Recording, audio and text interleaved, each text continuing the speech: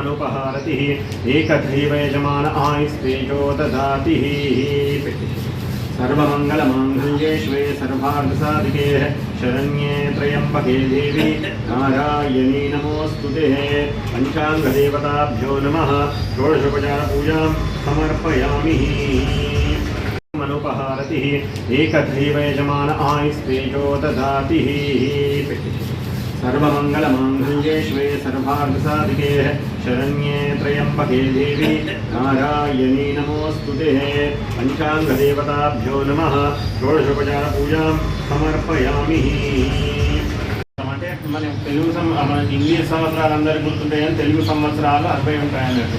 60లో ఈ రోజు నుంచి విశ్వావసునామ సంవత్సరము, ఈ రోజు నుంచి కొత్త సంవత్సరం ప్రారంభమవుతుంది. దీని పేరు విశ్వావసునామ సంవత్సరం.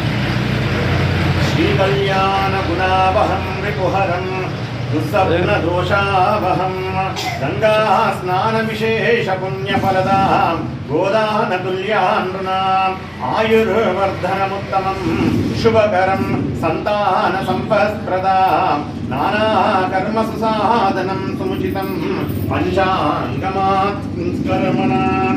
అంటే మరి ఈరోజు పంచాంగ శ్రవణము. పంచాంగము అంటే ఏంటిదంటే పంచ అంగములు, తిథి వార నక్షత్ర కర్ణ యోగములు ఇవన్నింటినీ కూడా కలిపితే ఇవన్నీ వర్షాలు కొంత తక్కువగానే ఉంటాయి. ఈ సంవత్సరము ప్రజలకు కొంత ఆకలి బాధలు ఉంటాయి.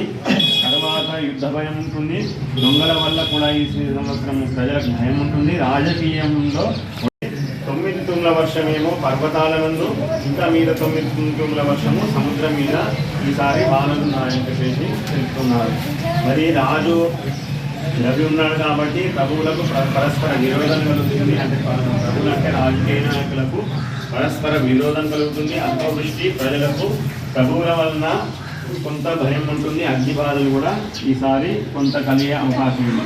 పశువులు పాలు తక్కువగా ఇచ్చును. ప్రజలకు దుర్మార్గుల వలన, అగ్ని చోరుల అంటే దొంగల వలన కొంత రోగములు బాధలుంటాయి ఈ సంవత్సరం.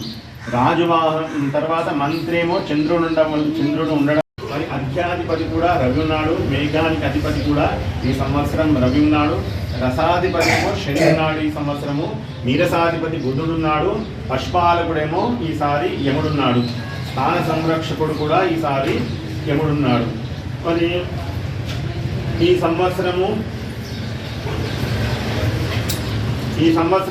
60 యోజనముల ఈ వెడల్పు, 100 యోజనముల ఎత్తుగల కొలుచు పాత్ర. అంటే ఏ విధంగా అంటే భూములుగా ఉంటాయన్నట్టు ఈ సంవత్సరం.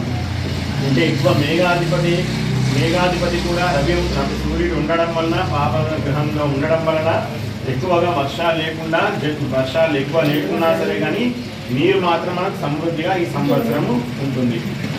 మరి ధరలన్నీ కూడా అంటే వర్షాలు ఎక్కువ లేకున్నా సరే జలం నీరు చక్కగా ఉండడం వల్ల కూడా ఆహార ధాన్యాలు కొంత మటుకు ఈ సంవత్సరం పెరుగుతాయి. వైశాఖ మాసం అంటే నెక్స్ట్ వచ్చే 5వ నెలలో ప్రజలు కొంత సంక్షోభానికి గురవుతారు. మరి ఈ వర్ష లగ్నంలో ఈసారి 6 గ్రహాలు ఉన్నాయి. అష్టంలో 6 గ్రహాలు ఉండడం వల్ల కొంత రోడ్డు ప్రమాదాలు, రైలు ప్రమాదాలు కూడా ఈ సంవత్సరము జరిగేటట్టే కొంచెం జరిగేయడానికి